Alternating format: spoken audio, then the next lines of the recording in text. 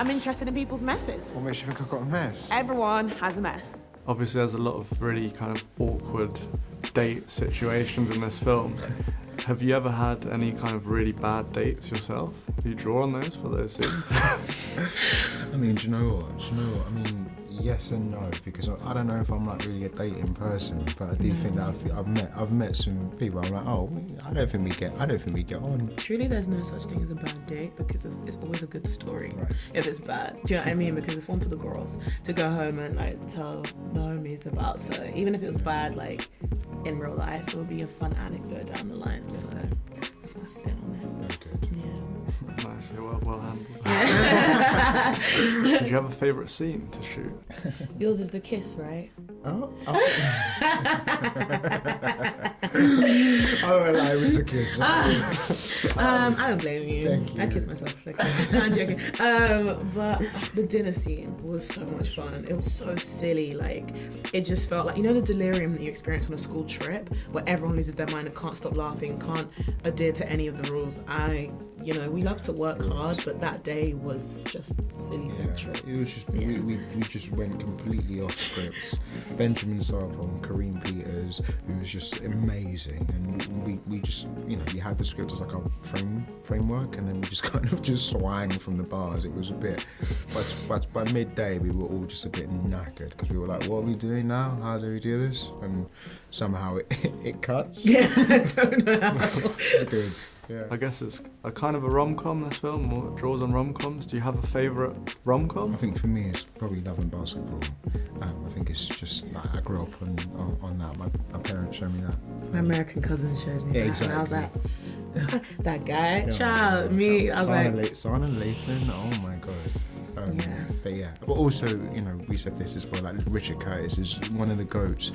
Love Actually, Notting Hill, Bridget Jones. So to have someone come into the film and kind of pass the baton to us was really special. I mean, burrito baton. The baton was a burrito. Yeah. But yeah, we could have died that day because it was special. The film's almost like a love letter to Peckham, South London. Do you have a favourite place in South London, and why? Relating to the film, I do love like nearby the Tate. I love like that little cross bridge that you can walk over. That's just at the edge of South London. I think that's really nice, very romantic. Yeah. The Room Studios in Hither Green. It's like a great studio. You can see great music there. The great studio, just great to support the music in South. I think it's just fab. Yeah. Could you sum up your characters in 3 words? A hurricane of whimsicality or fantasy, and It's definitely 5. but the little words don't count. Okay. It's just the main. No, sorry, I was just thinking that. It's that was a fine. bit more, but Yeah. it's fine. I would say, and I love that you try to make it a sentence. Why don't you as well. answer yours? Sorry. Thank you. I'm going to go ahead and say honest, noble. I'm going to steal that one, and passionate. Was there a really memorable moment on set? Go on. Are you going to tell it? No, you're gonna. No, I'm not telling it. I'm not telling it. Well, then we're not telling Okay. it. You've got No, we're not telling it. No, listen, we had some very, very good moments.